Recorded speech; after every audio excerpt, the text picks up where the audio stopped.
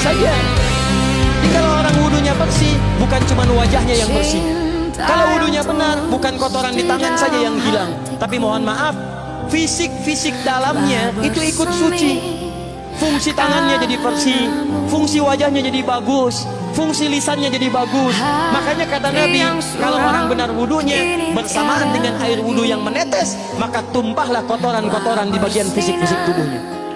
Jadi kalau kita benar wudunya kumur, masukkan, keluarkan, bersamaan dengan keluarnya air itu, maka kotoran-kotoran di lisan pun ikut keluar.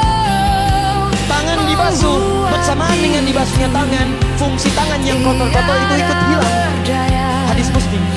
Makanya orang yang setelah selesai wudu dia berdoa, apa wudunya? Apa doa wudunya?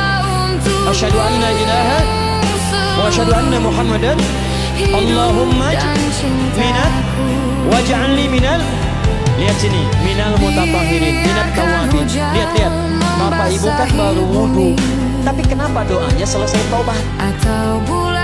Allahumma ja'alni minat tawabin. Ya Allah, jadikan saya termasuk orang tobat. Kita kan baru wudu, kenapa doanya baru selesai tobat? Sedangkan tobat itu mengakui kesalahan, menyesali kesalahan, dan berjanji meninggalkan yang salah, mengganti dengan yang baik-baik. Makanya kalau orang wudunya benar itu, begitu dia kumur-kumur, dia ingat kesalahan apa yang dikerjakan oleh lisan. Jadi begitu kemudian ditumpahkan airnya, hilang kotorannya. Maaf, yang suka mencela wudu, selesai wudu tidak akan mencela lagi karena tobat dari celahan. Makanya kalau wudu Anda benar, coba ingat siapa korban dari lisan Anda yang tajam itu? Apakah ibu Anda yang pernah menangis karena lisan Anda? Apakah ayah Anda yang kecewa karena kalimat-kalimat Anda? Apakah tetangga Anda yang menjauhi Anda karena kata-kata kotor Anda? Kalau tiap hari Anda wudu, tapi kemudian lisan Anda masih kotor juga, ada yang salah. Anda cuma menghabiskan air untuk menghilangkan kotoran di lisan. Itu tanda pertama. Tangan basuh. Makanya orang yang wudunya benar, tangannya tidak akan berbuat yang kotor lagi sampai ke ujung kakinya. Karena itulah ibadah ini disebut dengan wudu, seakar dengan kata dau. Kata para ulama, mereka sebagian mengatakan dau artinya cahaya, dau artinya sinar, dau artinya al-husnu, baik budi pekerti. Kalau orang benar wudunya, bertambah sinar di tangannya, sinar di wajahnya, sinar di lisannya. Apa sinar itu? Di dunia sinar-sinar amaliyah kebaikan, sifat-sifat baik, di akhirat pancaran-pancaran kemuliaan. Satud'a ummati yaumal qiyamati ghurral muhajjalin. Akan dipanggil umatku di hari kiamat dengan banyak cahaya melekat di tubuhnya.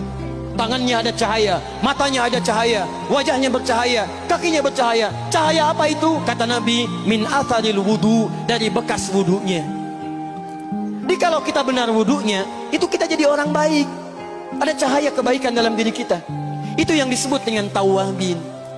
Makanya kalau Bapak Ibu tiap hari wudu, Allahumma ja'alni minat tawabin, tapi mulut tidak tobat, tangan tidak tobat, kaki tidak tobat, ada yang salah dengan wudunya. Waj'alni minal mutatahhirin, jadikan saya orang bersih dan suci. Jadi kalau selesai wudu, pakaian bersih, wajah bersih, tangan bersih. Ini pakaian bersih, pakai jas, pakai dasi, tapi tangan tidak bersih, korupsi juga, mencuri juga, menipu juga, ada yang salah dalam wudunya. Kalau kita bisa mengerjakan wudu ini dengan baik, maka naik status kita. Disebut sebagai, langsung oleh Al-Quran, disebut hamba yang dicintai oleh Allah Subhanahu wa ta'ala. Quran surah kedua Al-Baqarah ayat 222. Saya tutup.